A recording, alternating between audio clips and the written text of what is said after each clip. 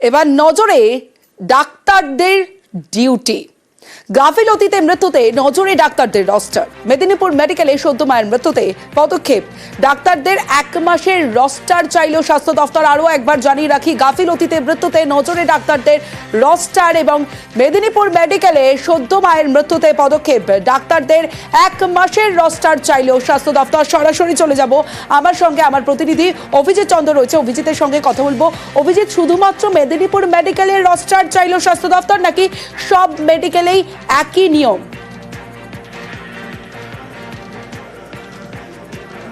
সমস্ত মেডিকেল কলেজের ক্ষেত্রেই এই রস্টার চাওয়া হয়েছে, অর্থাৎ তমশ্রী যে সিনিয়র ডাক্তার এবং জুনিয়র ডাক্তার তাদের প্রত্যেকের ক্ষেত্রে এই ডিউটি রস্টার চাওয়া হয়েছে, যে কে কখন ডিউটি করছে এবং ডিউটি করতে করতে তিনি অন্য কোনো কোথাও কাজ করছেন কিনা, অর্থাৎ প্রাইভেট প্র্যাকটিস করছেন কিনা বা কোনো বেসরকারি হাসপাতাল বা নার্সিংহোমে কাজ করছেন কিনা, অথবা তিনি ডিউটি করতে করতে ডিউটি না করে অন্য কিছু করছেন কিনা, সেই গোটা বিষয়টাই দেখা হচ্ছে। অর্থাৎ রোগী পরিষেবার ক্ষেত্রে কোনো রকম খামতি বরদাস্ত করবে না স্বাস্থ্য দপ্তর, এমনটাই হুঁশিয়ারি দেওয়া হয়েছে। এবং সমস্ত মেডিকেল কলেজের প্রিন্সিপালদের কাছে বা অধ্যক্ষদের কাছ থেকে লিখিতভাবে এটা জানতে চাওয়া হয়েছে যে এই ডিউটি রস্টার আগামী 1 মাসের ডিউটি রস্টার জানতে চাওয়া হয়েছে সিনিয়র ডাক্তার এবং জুনিয়র ডাক্তারদের ক্ষেত্রেও। এবং এক্ষেত্রে বলা যেতে পারে যে মেদিনীপুর মেডিকেল কলেজ হাসপাতালের ঘটনার ক্ষেত্রেও এই একই অভিযোগ উঠেছিল, যে প্রসূতিদের সিজার অপারেশনের ক্ষেত্রে যে সমস্ত চিকিৎসকদের থাকার কথা ছিল, অভিযোগ উঠেছিল যে সিনিয়র ডাক্তারদের একাংশ তারা সেই সময় অপারেশন থিয়েটারে না থেকে অন্য বেসরকারি হাসপাতাল বা নার্সিংহোমে তারা প্র্যাকটিস করছিলেন। এবং এটা অত্যন্ত অমার্জনীয় অপরাধ বলে মনে করছেন স্বাস্থ্য দপ্তর, এবং সেই কারণেই এই সিদ্ধান্ত। এবং পাশাপাশি স্বাস্থ্য দপ্তর একটা সিদ্ধান্ত নিয়েছে যে তারা সারপ্রাইজ ভিজিট করবেন বিভিন্ন হাসপাতালগুলোতে, যাতে কোনো ডাক্তার তাদের ডিউটি এই সময় তারা অন্য কোথাও আছে কিনা যেটা তারা সরেজমিনে নজরে করতে পারবেন, এবং সেক্ষেত্রে তারা পানিশমেন্ট বা শাস্তিমূলক পদক্ষেপ গ্রহণ করতে পারবেন, যাতে রোগীদের চিকিৎসার সঙ্গে কোনো রকম আপোষ করা হবে না। রোগী চিকিৎসা সবার আগে, এবং সেই কারণেই স্বাস্থ্য দপ্তরের এই সিদ্ধান্ত। যে কোনো ইনডোর চিকিৎসার ক্ষেত্রে পোস্ট গ্রাজুয়েট ট্রেনি বা পোস্ট ডক্টরাল ট্রেনি, তারা তো ট্রেনি, সুতরাং তাদের মাথার ওপরে ন্যূনতম আইদার সিনিয়র রেসিডেন্ট অথবা অ্যাসিস্ট্যান্ট প্রফেসর, অ্যাসোসিয়েট প্রফেসর অথবা প্রফেসর থাকা উচিত। সুতরাং সেই নিয়মটা যে মানা হচ্ছে কি না সেটা একটা সুপারভিশন দরকার, আর সুপারভিশন হলেই কাজের মান আরও ভালো হবে, যেটা রোগীর চিকিৎসা সহায়ক।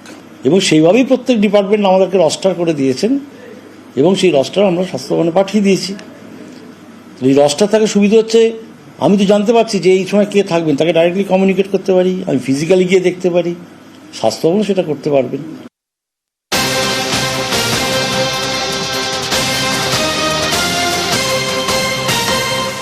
এবার রাজ্যে করে চিকিৎসক অভিনেতাকে নোটিশ, জুনিয়র ডাক্তার কিঞ্জল নন্দকে নিয়ে জবাব তলব, এবং কিঞ্জলের জবাব চেয়ে নোটিশ রাজ্য মেডিকেল কাউন্সিলের। কিভাবে অভিনয়ের পাশাপাশি হাসপাতালে ডিউটি, কখন ডিউটি, কতক্ষণ ডিউটি জানতে চায় কাউন্সিল। 7 দিনের মধ্যে কিঞ্জলের জবাব তলব রাজ্য মেডিকেল কাউন্সিলের। প্রতিহিংসামূলক আচরণ করছে, ভয় দেখানোর চেষ্টা করছে, এমনটা জানালেন জুনিয়র চিকিৎসক অনিকেত মাহাতো।